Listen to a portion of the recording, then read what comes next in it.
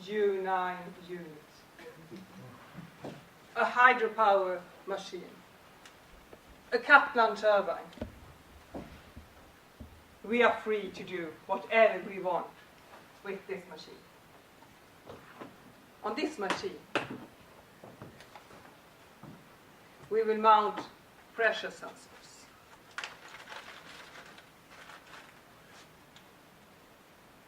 We will mount pressure sensors on the blades. And no one else has ever done this. This machine will make me famous. This machine will make me into a fluid mechanician.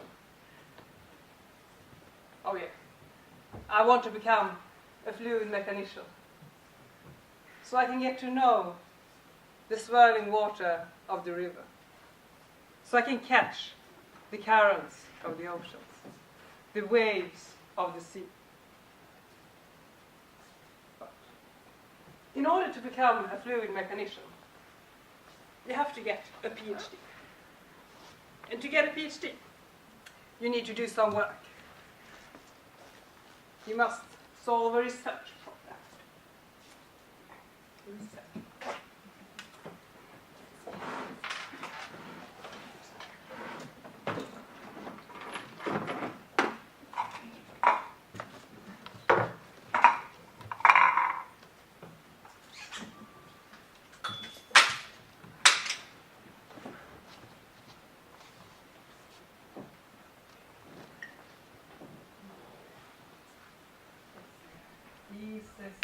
Study. Mission. Instrumentation of BU9 unit. Mount pressure sensors on one of the runner blades.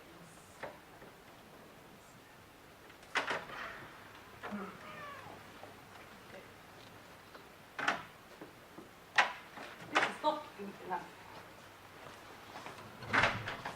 This won't make me into a fluid. I mean, there must be purpose with it as well. I must solve a problem.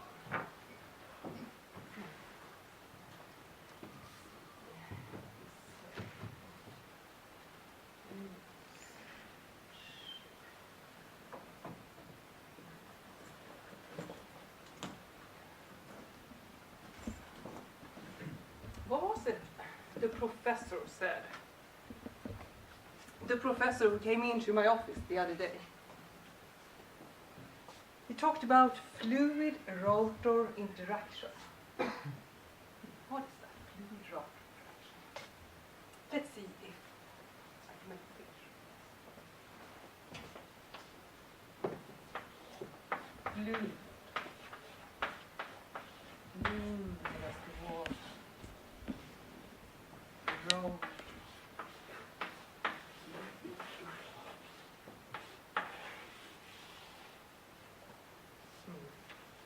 And in our case, the fluid must be the swirling water in the turbine. The swirling water that brings the power of the river into the machine. And the rotor must be the rotating shaft that transforms the power of the water into electrical power. Electrical power we can make use of. And the question is now, what happens if the fluid flow, if the swirling flow is unsteady? What happens to the rotating shaft? What happens if the pressure pulsates in the swirling flow? Can that induce vibrations of the rotating shaft?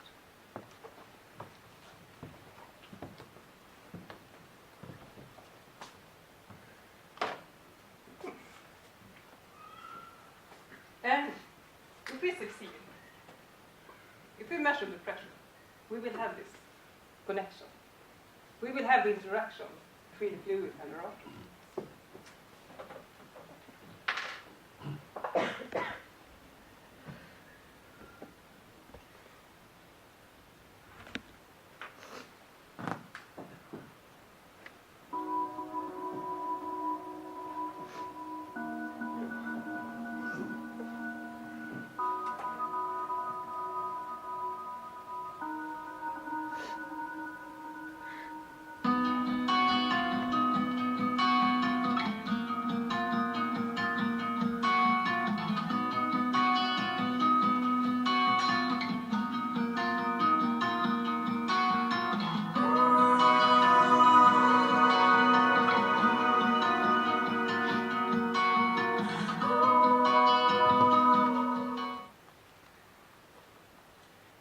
does it feel to be a violent blaze?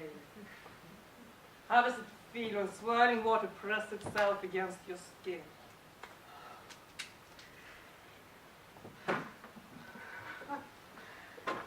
Broke sensor.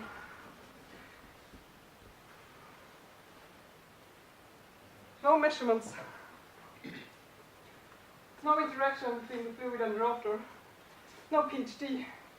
Won't become a fluid mechanician.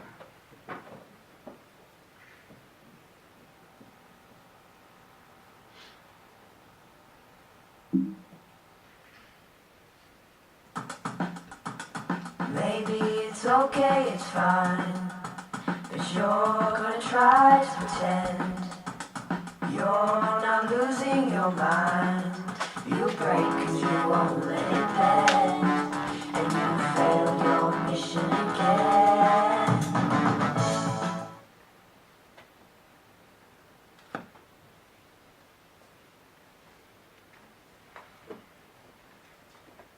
Thank you. But maybe there's another way. I mean, I still have my research problem. What if I could find another way? What was it the professor talked about? He talked about the inertia force of the rotor of a hydropower machine. That the inertia force of the rotor also included an added mass of the swirling water. Like that an object that moves in water is heavier than an object that moves in air. But how can that be? I mean, if you go swimming in the water, it feels like you don't have any mass at all. There must be something else into this. What is this inertia force? What is that? I have to Google this.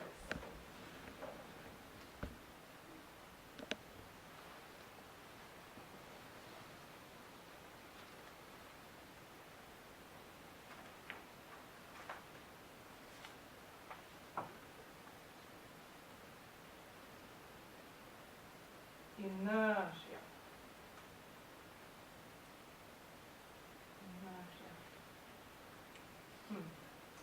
Isaac Newton defined inertia as his first law in his philosophy.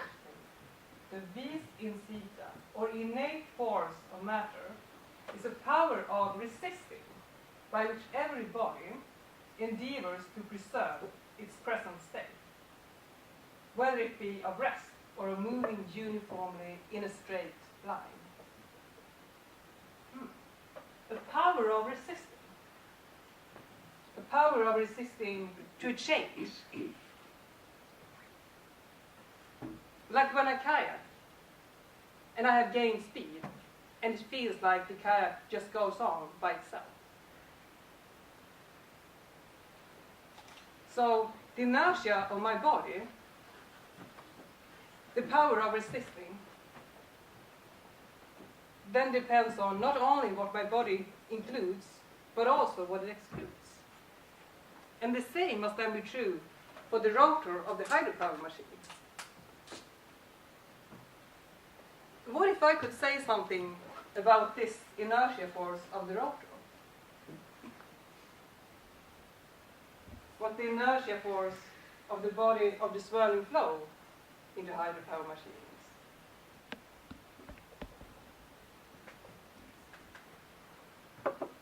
What if I could make a simple model out of it?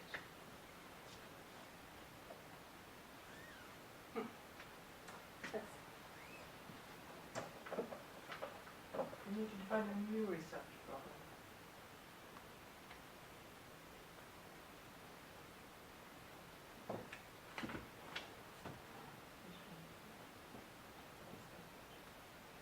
Research problem.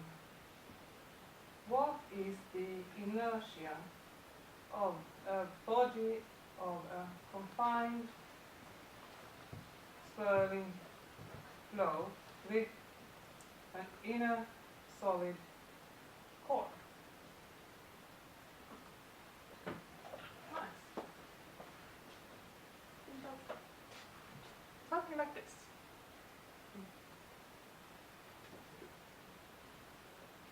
Really nice.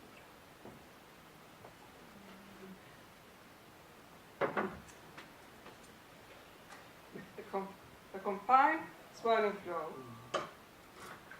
and an inner solid rotating force.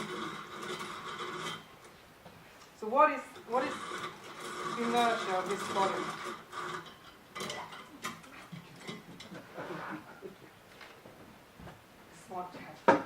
Won't make me into a fluid mechanician. I need calculations.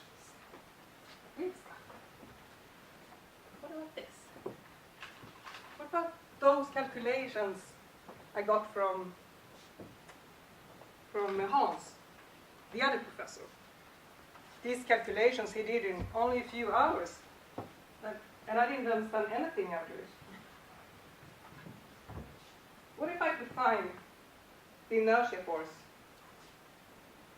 of the body of the swirling flow and the inertia force of the solid core and put those together?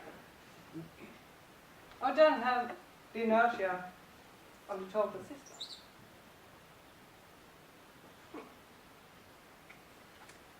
And if I do this in a rotating frame of reference, I mean, we are actually right now in a rotating frame of reference. We accelerate. We are moving in a circular orbit. Our bodies must resist to a change. We experience an inertia force. And if we move at a constant velocity in this rotating frame of reference, then again, we must accelerate and we must resist to a change.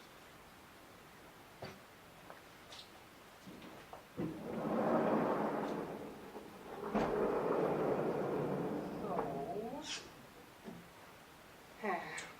blue as the water, red as the heart, red as the inner solid core. So, let's take the equation of motion of this system. We start with the inertia in the rotating frame of reference. Start with a solid which has mass equal to ms. And then the body of the swirling flow has a displaced mass. The mass, the displaced mass that is pierced out by the solid core, equal to mg. And this mass is increased by a factor. Depends on the radius of the inner and outer cylinder.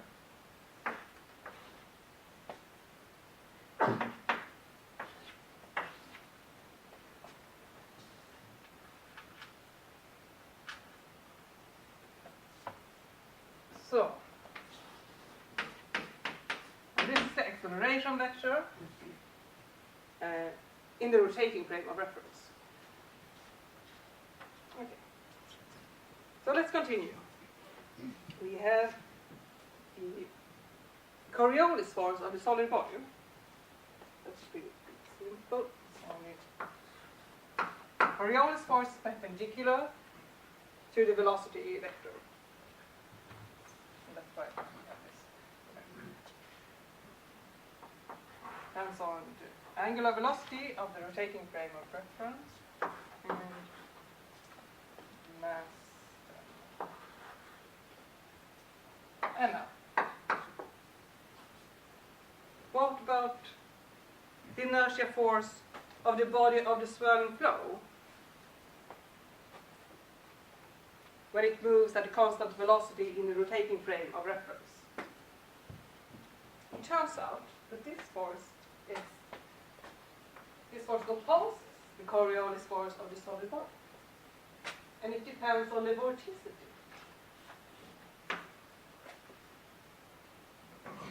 And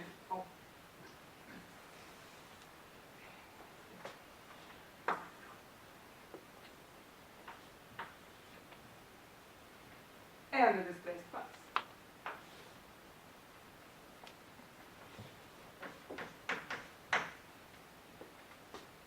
And what is the vorticity then? I mean, you should all know this. You are fluid mechanicians, all of you, so I bother.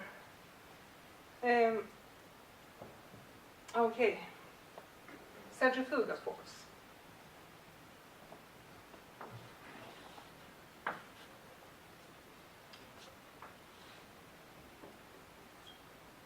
Here.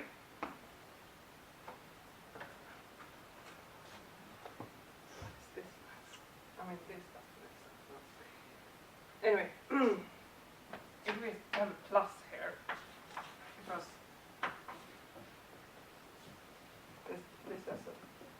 this is the force of the body of the swirling flow, and the centrifugal force, of course, the same is true here. It opposes, the centrifugal force opposes,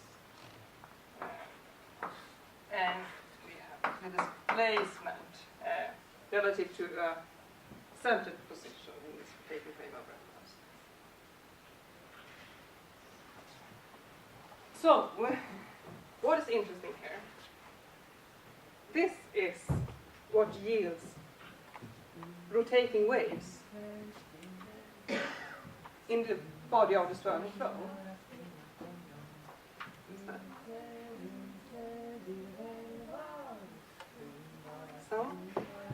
Someone is singing. Are they singing to get the machine started? They're trying to sing so the machine will start. Let us sing. Let us sing so the machine starts.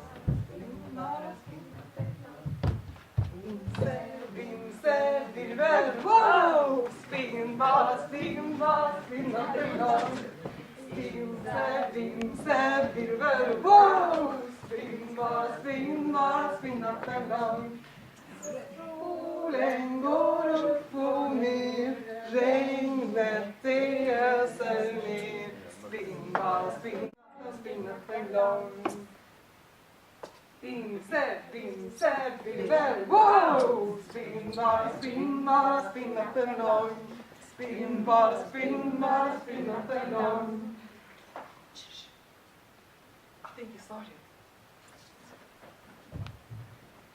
We got it to start. We sang, and the machine started. Finally, let's see what I got. I got measurements. Finally, I got something to analyze. I didn't get any pressure measurements, but I got measurements from the rotating shaft. Measurements of the twisting and the heaving motion of the shaft, of the rotor. So let's see.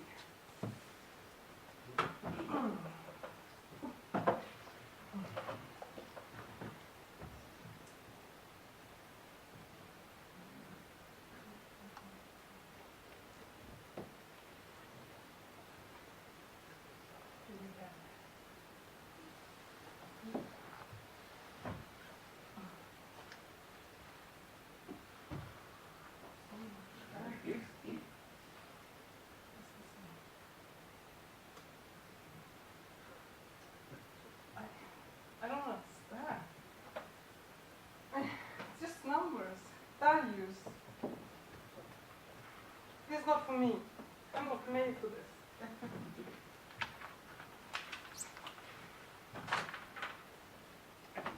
I give up.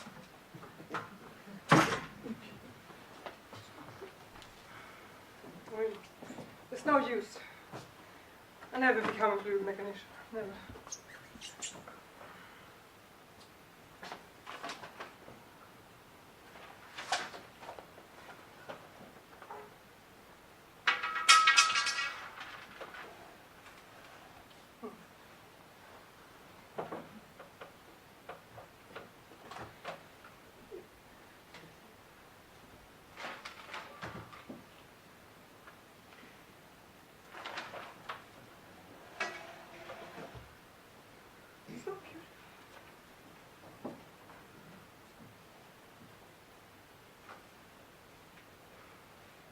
Theory of Communication by Dennis Gabor.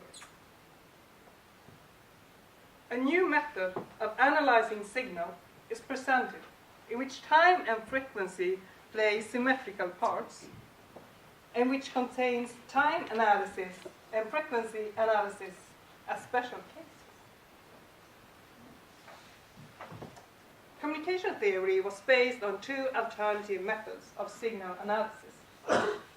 One is the description of the signal as a function of time. The other is Fourier analysis. Both are idealizations, as the first method operates with sharply defined instants of time. Sharply defined instants of time. The second with infinite waveframes of rigorously defined frequency.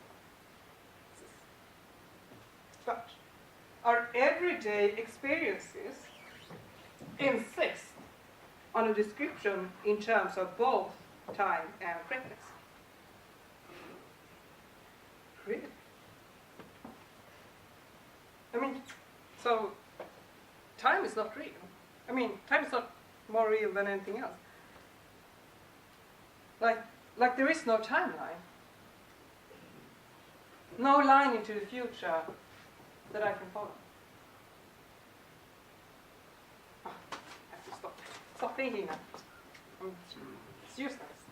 I mean, I could use this method. What if I could catch the twisting and heaving motion of the rotor into moments with dimension of both time and frequency?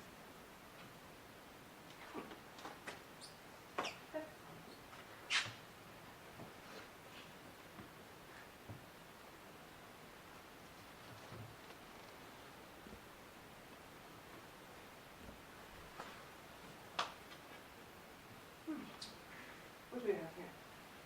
So, here's time frequency diagram. X-axis, we have the time. On the y-axis, we have the frequency. And the signal is now located in this area as intensity, energy intensity. And here we have the electrical power. Here's the twisting motion, and here's the heaving motion. But, I mean, the same pattern seems like they have the same pattern. That's strange.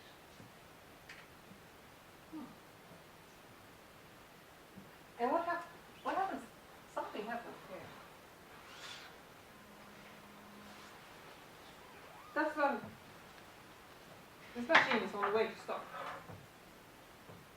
The load is on the way to increase.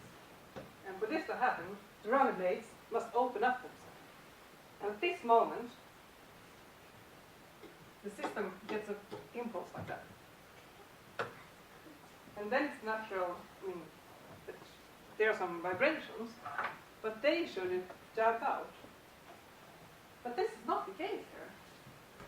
I mean, they actually grow, and they do so in all three signals.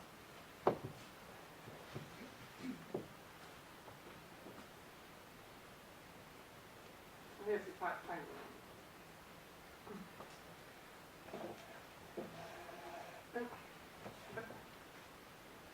And there's no external excitation source for this. So how can that happen? How can they grow? Is this self-excited vibrations? Are they self-breathing?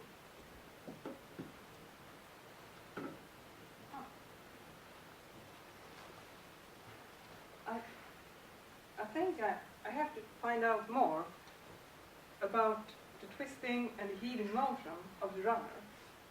Has this to do with the coupling of the twisting and the heaving motion? I have to Google this.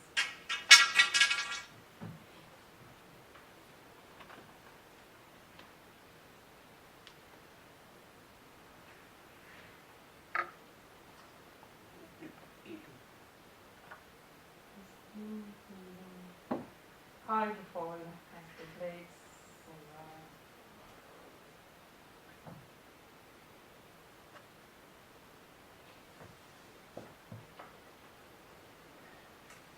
A fish-inspired heaving and pitching foil was the interest in the swimming of aquatic animals took on a scientific edge with the publication of the now famous Gray paradox, which states that using steady-state fluid mechanics concept, a swimming dolphin would have to produce more muscular power than was believed possible. Heaving and pitching foils have been demonstrated to produce thrust very efficiently, over 80% efficiency under certain conditions. Strange. So unsteady flow, unsteady motions could be an advantage, could even increase the efficiency.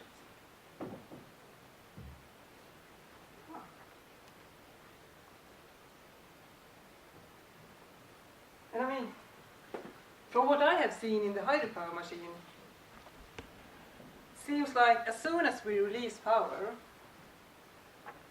vibrations and whirling motions always follow. So why not just let go? The water is cheeky. We have to live with that.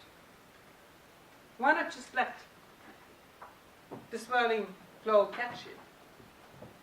Why not just make use of unsteady motions? As the dolphins. I mean, how do they do? Dolphins.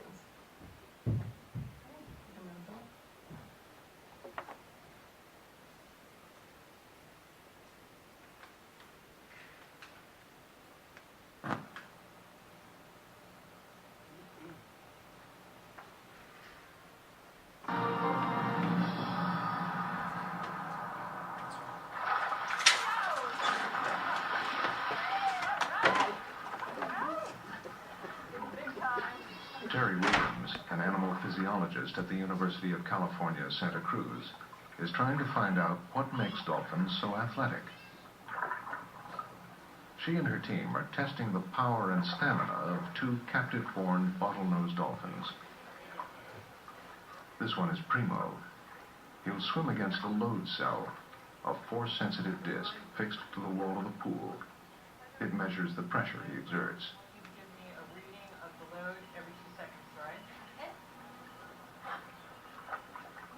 The hood over Primo's blowhole will gauge his oxygen input and carbon dioxide output. Primo's trainer, Billy, keeps him swimming at a steady rate while he listens to a readout of Primo's pushing power. 72, 72, 72, 72, 65, 65, 65, 65. The reason we're doing the load cell experiments is just to find out what kind of an athlete bottlenose dolphins are. We know that dolphins can swim maybe 5 times faster than our best human Olympic swimmer, and we don't know how they do it. So what we're trying to find out is basically all the bits and pieces that make up a great swimming athlete. What they're measuring is the dolphin's so-called cost of transport. That's how much energy it takes to move an animal of a given weight a given distance. Boy. All right, that's it. Looks good. The team has discovered that of all the costs of transport ever measured, the lowest is a dolphin's. In other words, as far as anyone knows, it's the world's most effortless swimmer.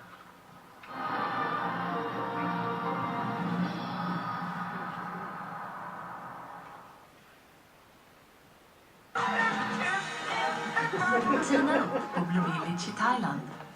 Säkra vinterns bästa dagar på fritidsresor.se.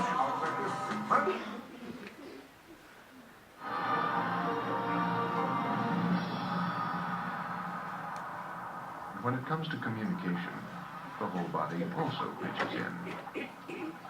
Jaw snapping sends messages, and often what looks like a friendly grin is in fact a threat. swimming upside down and twisting in a corkscrew movement reinforces the general mood.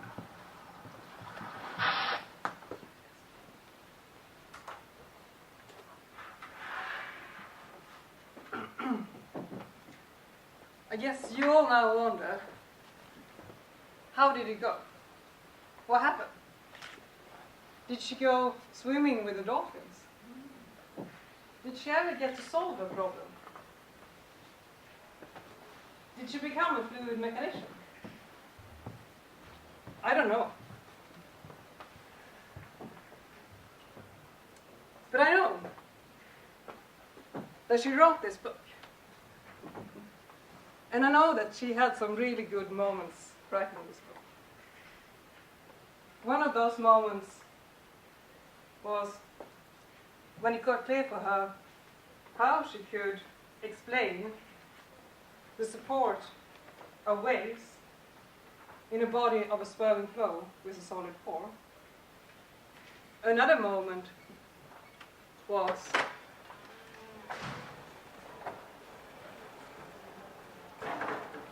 when she discovered what she thought was self-excited vibrations during the startup of the U-handle. But I don't know if her explanation is good. I don't know if